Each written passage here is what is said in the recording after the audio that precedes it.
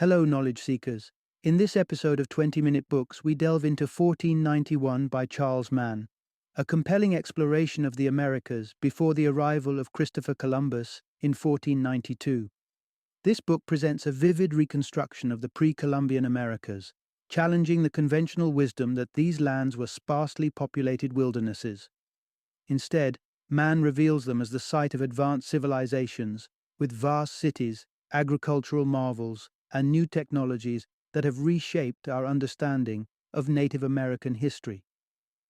Charles Mann, an esteemed journalist and author, draws from his extensive research and contributions to prominent publications like The Atlantic, Science, Wired, The New York Times, and National Geographic. His work has been recognized by the American Bar Association, the American Institute of Physics, and the Alfred P. Sloan Foundation, making him a trustworthy guide through the intricacies of America's pre-Columbian past. This book is a must-read for history buffs eager to uncover the truth behind the myths of the New World. Mythbusters who delight in challenging established narratives, and America files fascinated by the rich, complex history of the Western Hemisphere before European contact. Join us as we explore the sophisticated cultures that thrived in the Americas and their remarkable achievements that have been overshadowed by the narrative of European colonization.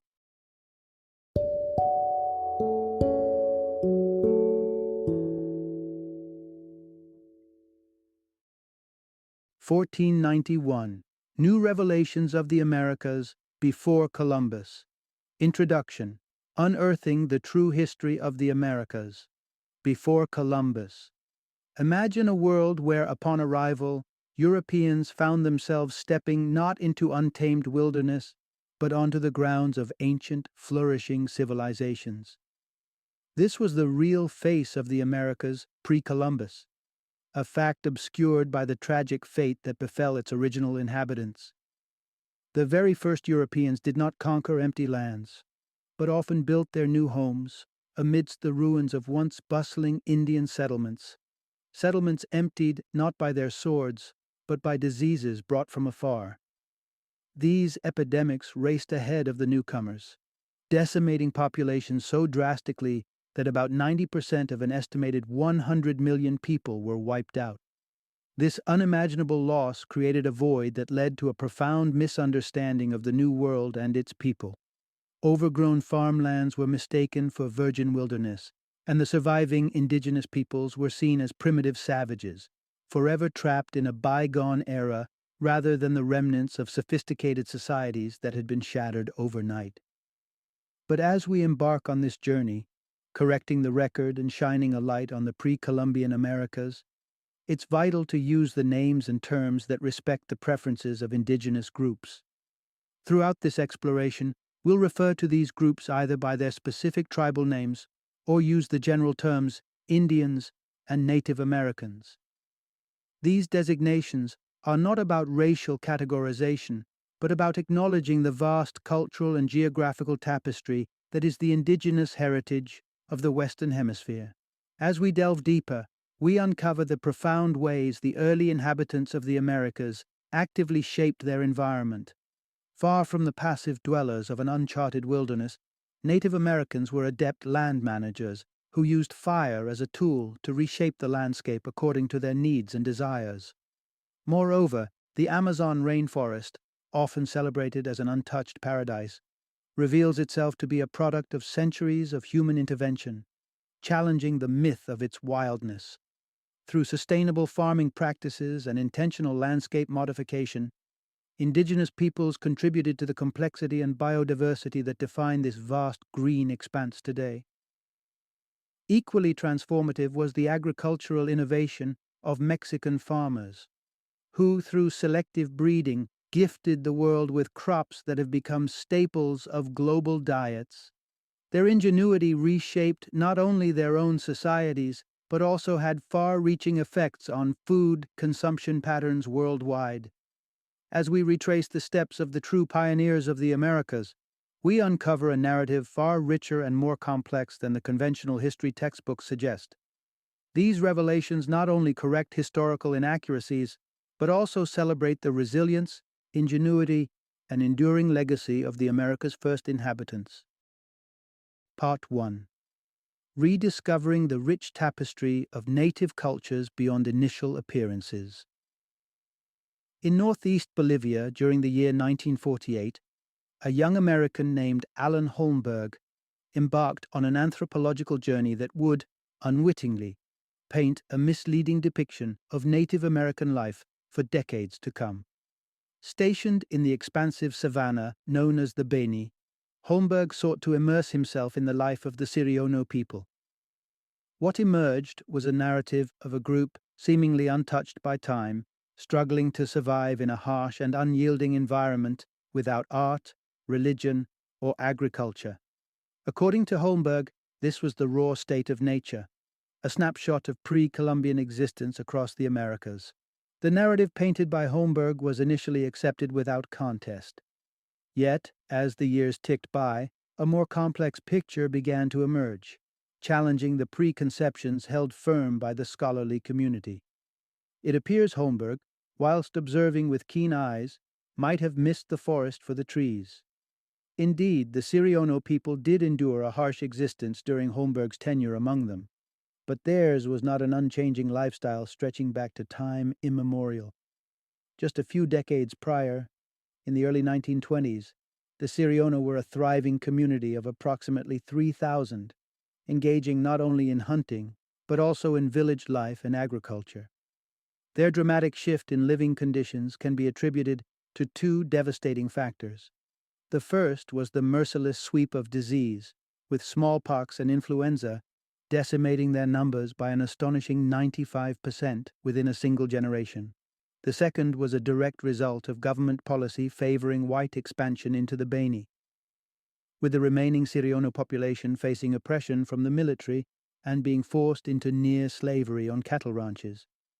Through a modern lens, it's clear that Holmberg's interpretation of the Siriono as a people perpetually trapped in a raw state of nature was a profound misunderstanding. He encountered not a representation of prehistoric life, but the vestiges of a culture recently fractured, struggling under the weight of disease and state-sanctioned oppression. Furthermore, Holmberg overlooked critical evidence that hinted at the Siriono's relatively recent arrival in the region. For instance, their language connected them to indigenous groups across South America, but bore no similarity to any found within Bolivia. Additionally, the landscape itself was littered with signs of older Indian civilizations, suggesting a rich historical tapestry that Holmberg failed to recognize. This revelation challenges us to look beyond initial appearances, understanding that the stories of indigenous cultures are often far more complex and intertwined with historical events than they might initially seem.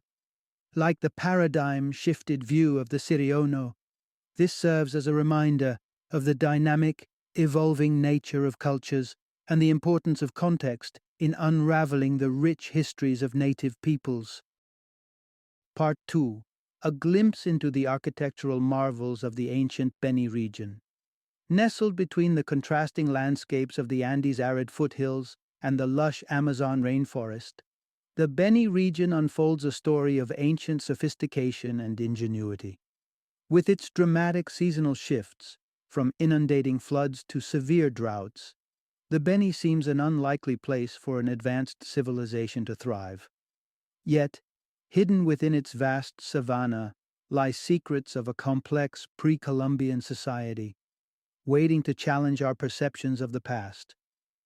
The key insight here is clear. The Beni was not merely a wild, untamed land, but the cradle of a remarkable ancient society. The first hint of this lost civilization's existence came in 1961, when American geographer William Denevan embarked on an aerial journey across the Beni. What he observed from his vantage point was nothing short of astonishing. The landscape below was punctuated with forested islands emerging from the plains, a stark deviation from the surrounding savanna. These islands, connected by long, raised pathways stretching for miles, and surrounded by structured fields, ditches, and intricate ridges, painted a picture of deliberate design rather than natural occurrence. This was no fluke of nature, Denevan realized. It was a testament to human endeavor. Subsequent archaeological explorations in the 1990s would confirm Denovan's initial observations. Among the most striking features discovered were the lomas, earthen mounds reaching heights of up to 60 feet and dating back between 3,000 and 5,000 years. But these were not mere piles of dirt. They were crafted from layers of smashed pottery covered with earth, a technique that not only elevated the land above flood levels, but also enhanced soil fertility through aeration. One particular mound, dubbed Ibibate or Big Mound by locals, contained an amount of pottery rivaling that of Monte Testaccio in Rome, a hill famously composed of ancient terracotta vessel fragments. But Ibibate was only one among hundreds, each rich in pottery remains.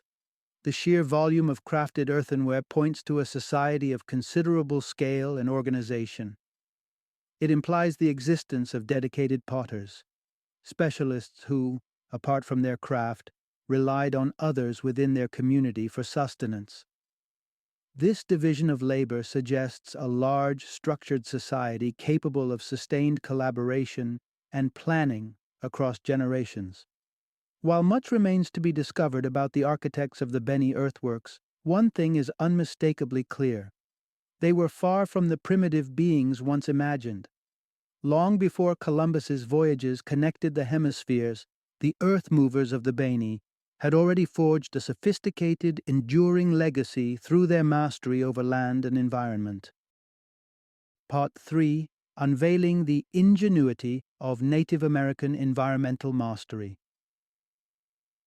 Long before the concept of environmental engineering entered the modern lexicon, the industrious earth movers of the Bolivian savanna were already reshaping their world with a finesse that mirrored, and perhaps even surpassed, the architectural feats of ancient Rome. Their sophisticated agricultural systems, which included the cultivation of beans, squash, and sweet potatoes on meticulously raised fields, are testament to an advanced understanding of farming techniques. Moreover, their lomas, artificially elevated mounds, sustained rich orchards bearing fruits and nuts, transforming the seemingly inhospitable Beni savanna into a thriving agricultural hub. But their environmental manipulation didn't stop with solid ground. These ancient engineers also harnessed the seasonal rhythms of the Beni, constructing earthen channels to guide fish directly into their nets during the abundant wet season. Despite their eventual abandonment of these earthworks around the year 1400 AD, likely due to the ravages of disease, the landscape they crafted remains one of the most extraordinary human legacies in South America. This revelation stands in stark contradiction to a persistent myth about indigenous societies. Here's the essential insight. Native Americans didn't merely dwell within their environment, they were dynamic agents of change, molding and enhancing the land to suit their needs and advance their societies. For centuries, European narratives have painted a picture of Native Americans as passive inhabitants of an unspoiled wilderness. According to this view, while the Old World buzzed with the noise of innovation and transformation, turning virgin forests into cultivated farmland and uncharted seas into highways of global trade, the New World stood still, its people living a static existence of simple subsistence. This narrative suggests that while Europeans were driven by a relentless curiosity, pushing the boundaries of what was known and expanding the scope of human achievement, Native Americans remained uninterested in altering their surroundings, content to live as their ancestors did, season after season. These European accounts, whether they romanticized the indigenous peoples as noble savages living in a pristine natural state, or condemned them for not exploiting the vast resources at their disposal, effectively stripped Native Americans of agency. Such views implied that the land was wasted on its original inhabitants, and thus was ripe for European appropriation. However, the monumental achievements of societies like those in the Beni offer a striking refutation of these misconceptions. The earthen mounds, the agricultural innovations, and the sophisticated water management systems reveal a people not only in tune with their environment, but skilled at manipulating it for their benefit and sustainment. These age-old constructions serve as powerful evidence that Native American societies possessed a deep-seated desire to understand, interact with, and improve the world around them. Far from the passive characters depicted in outdated narratives, they were active stewards of an environment they skillfully and thoughtfully shaped to their will. Through structures like those in the Beni, we are urged to reconsider and truly appreciate the ingenuity and environmental wisdom of America's first inhabitants. Part 4.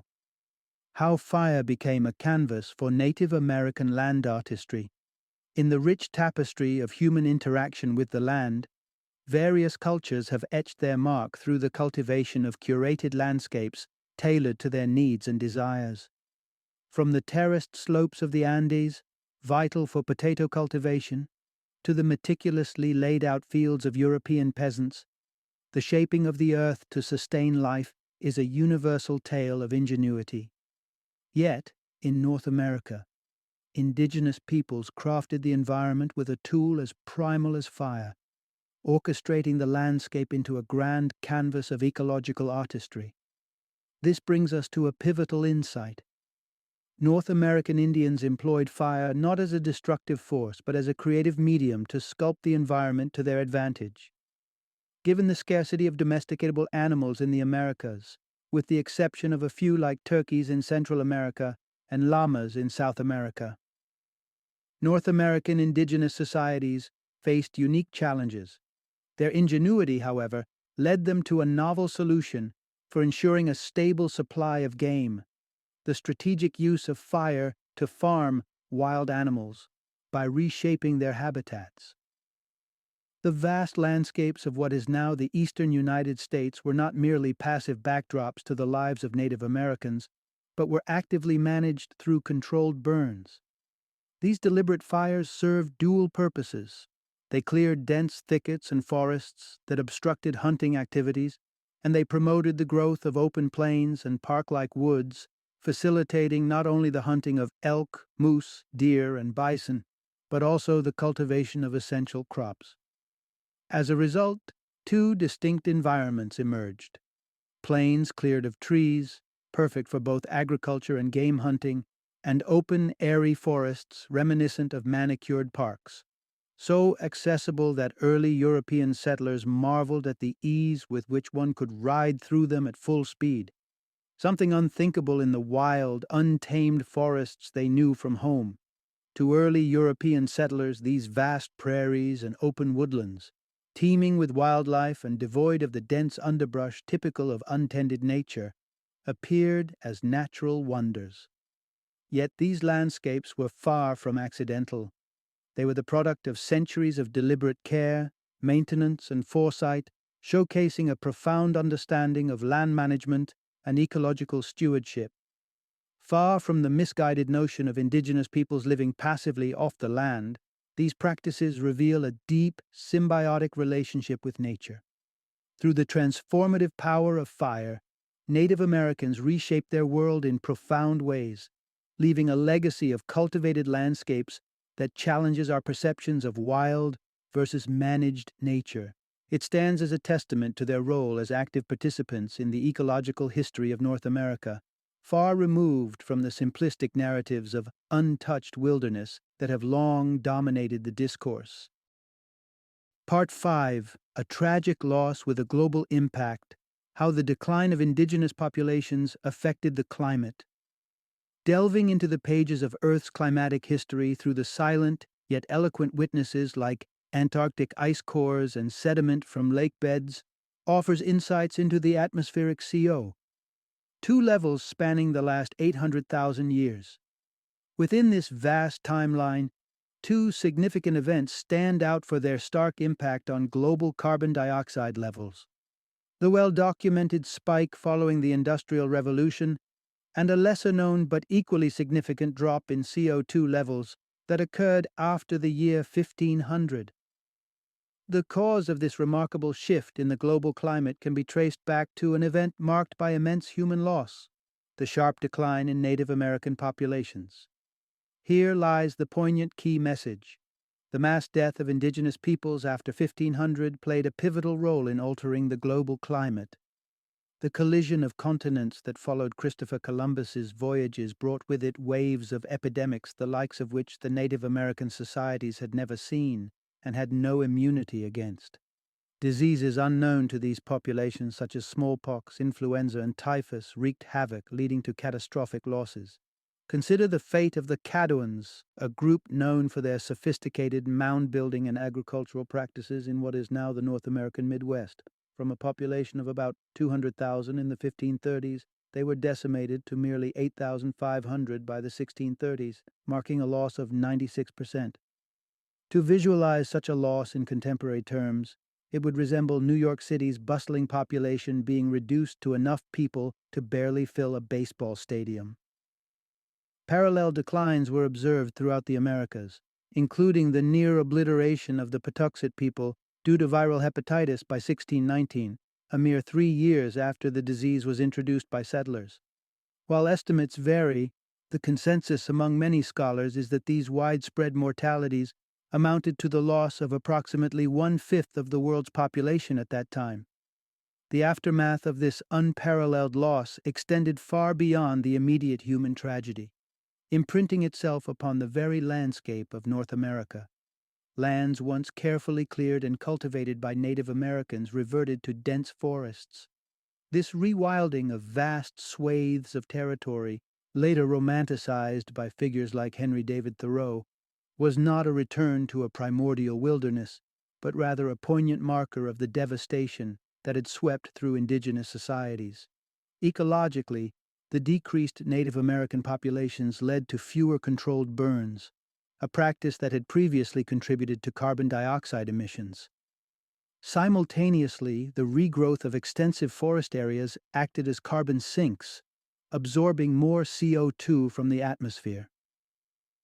This dual effect, a reduction in emissions and an increase in carbon sequestration, contributed to the notable dip in global atmospheric CO2 levels observed in the decades following 1500.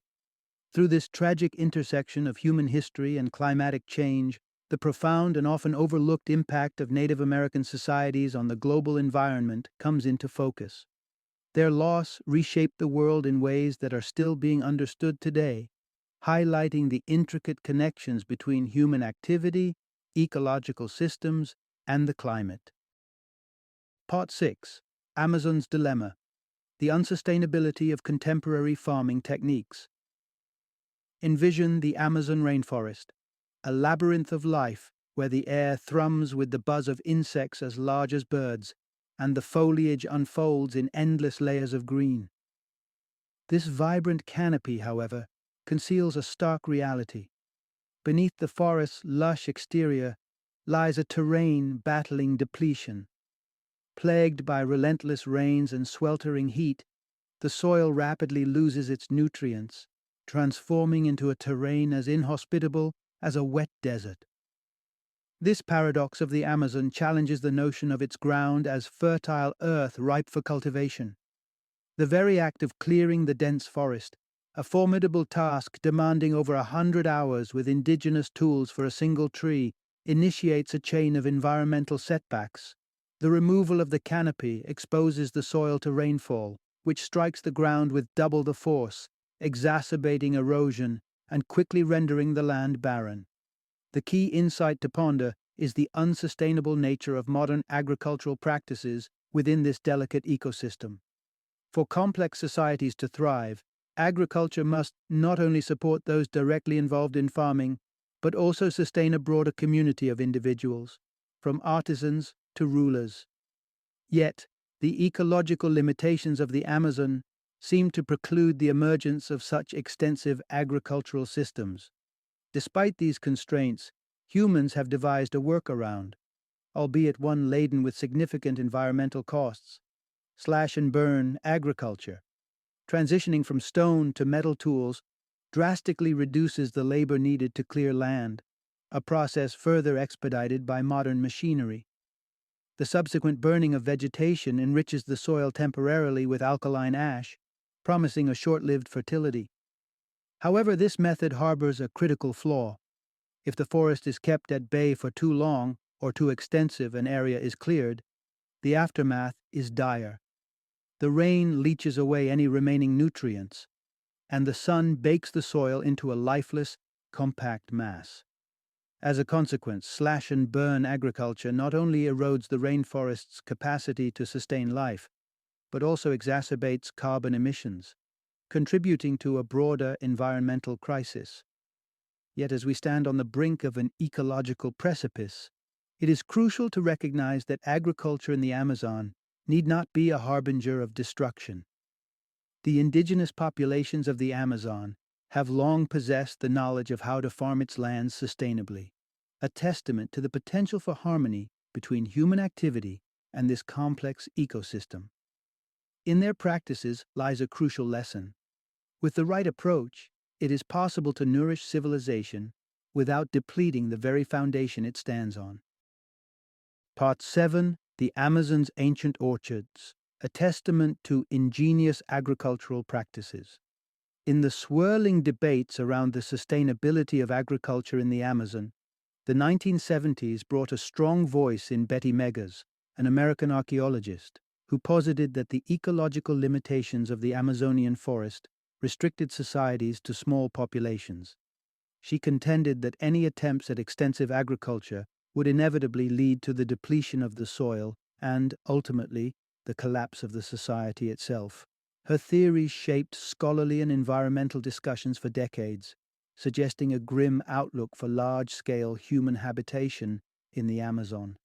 However, emerging evidence has since painted a different picture, one where resilience and adaptability define human interaction with the Amazon's challenging landscape.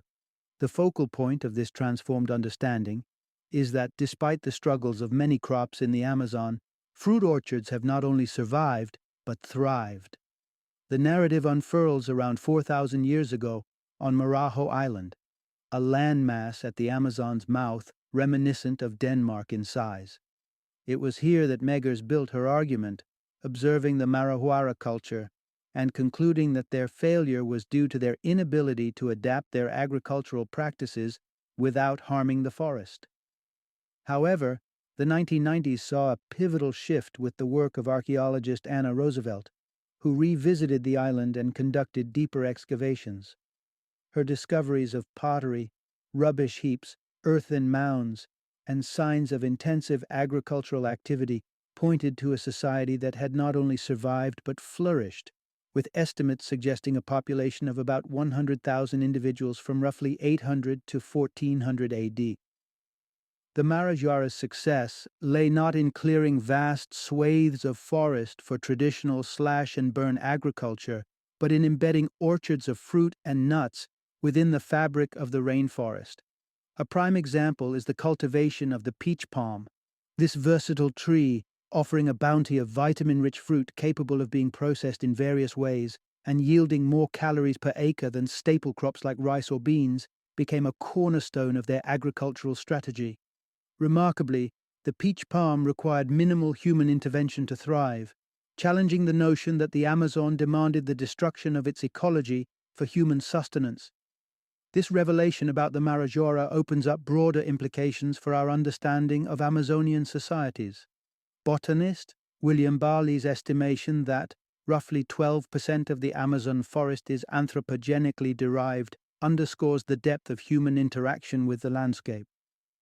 These natural fruit bounty marvels observed by visitors are, in truth, the legacies of ancient orchards, meticulously developed and maintained by generations of Amazonians. Through the lens of modern archaeological and botanical research, we gain insights into a sophisticated agricultural model that harmonized with the Amazon's ecological constraints. The enduring presence of these ancient orchards in the rainforest today reveals a narrative of innovation, resilience, and a profound connection between humanity and the natural world. Part 8: Unveiling the Legacy of Ancient Amazonian Agriculture, Terra Preta.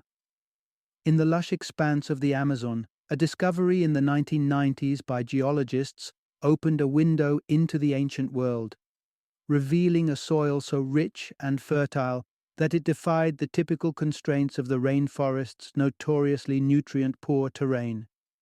This exceptional soil, dark and brimming with life-supporting nutrients such as phosphorus, calcium, sulfur, and nitrogen, presented a mystery that seemed to contradict the very essence of Amazonian soil ecology. Spanning an area as vast as France, this nutrient-rich soil, known as Terra Preta do Indio or Indian Black Earth, stood as a testament to a profound and sustainable agricultural practice mastered by Amazonian Indians thousands of years ago. The key insight from this revelation is that Amazonian Indians were pioneers of sustainable farming long before the term entered the contemporary environmental lexicon. Terra Preta's remarkable qualities quickly made it a coveted resource among local communities and beyond, prized for its exceptional fertility and resilience. Unlike the surrounding red earth that quickly succumbs to the relentless forces of erosion and nutrient leaching. Typical of the rainforest, Terra Preta retains its nutrients, holds moisture more effectively, and demonstrates an enduring fertility even under intensive cultivation. The genesis of Terra Preta was not a natural phenomenon, but the product of deliberate and skillful land management by pre-Columbian Native Americans. Their innovative method, known as slash and char, diverged significantly from the more commonly known slash and burn technique. Instead of burning organic matter completely to ash, they controlled the combustion process to produce charcoal, which was then mixed into the soil. This process not only enriched the soil with a stable form of carbon, but also improved its structure, enabling it to retain water and nutrients, fostering a robust agricultural system. What makes Terra Preta even more remarkable is its sustainability.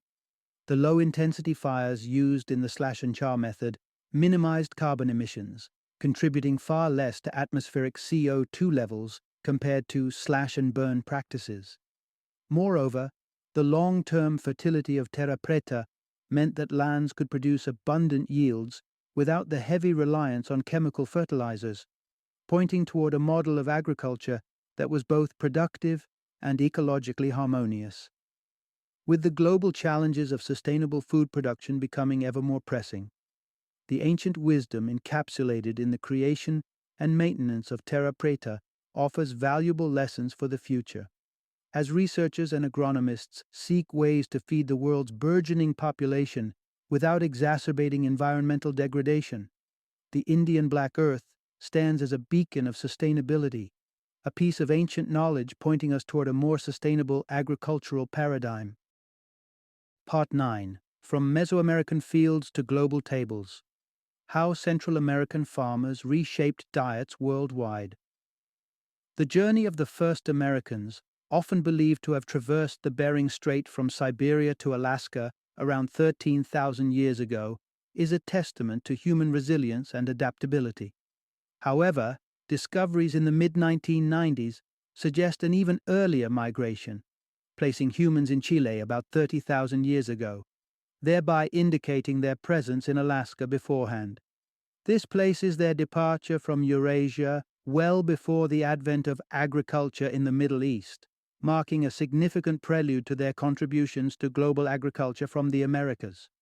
Central America, with its dynamic landscapes of mountains and plains, became the cradle of a second Neolithic revolution, fundamentally altering the global culinary landscape.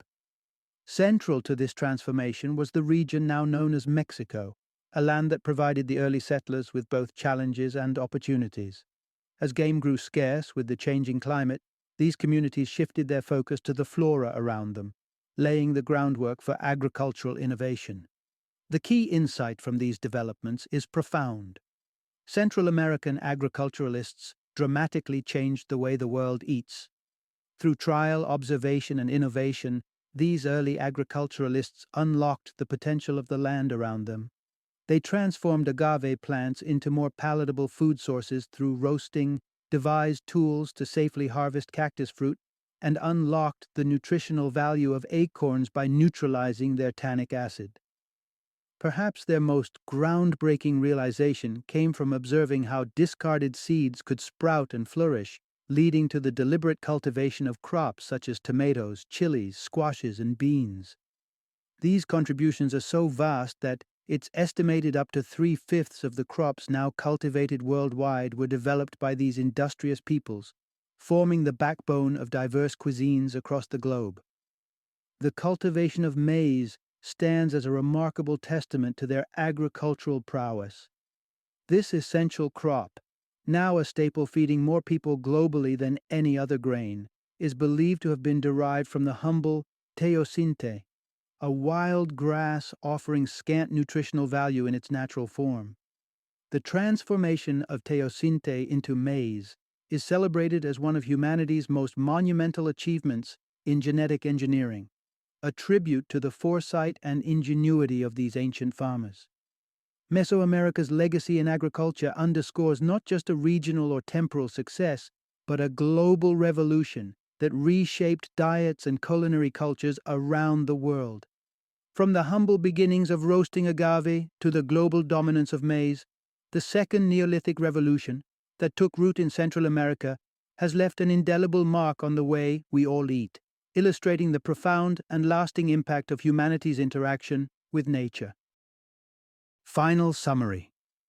The image of the Americas as untamed wilderness encountered by European settlers belies the rich tapestry of complex societies that once thrived across the Western Hemisphere.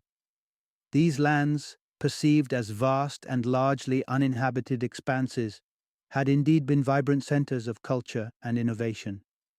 However, in the shadow of European arrival, a devastating wave of diseases decimated Native American populations, erasing entire communities and leaving behind remnants of their existence shrouded by the rapid reclamation of nature. The farms that once fed thousands returned to forest, and settlements that buzzed with life became silent ruins.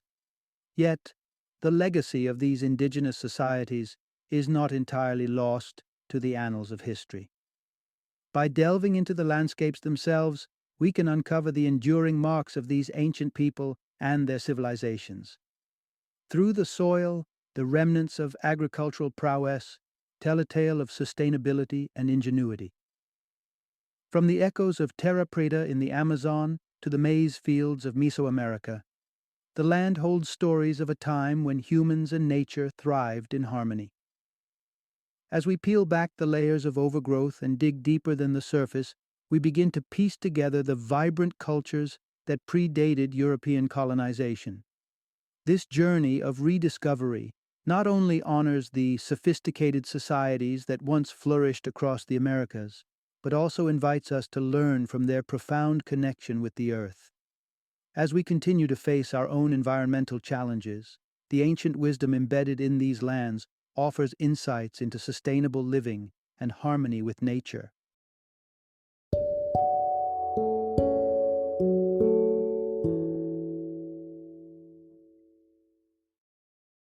Thank you for joining me today on this journey of learning and discovery as we explored the insights of another thought-provoking book in our growing library of knowledge. If you've enjoyed our time together, please take a moment to follow our podcast, give us a 5-star rating, and share 20-minute books with other knowledge seekers. Your support truly means a lot. Don't forget to join me again in the next episode, where we will delve into another enriching book. Until then, happy reading and happy listening.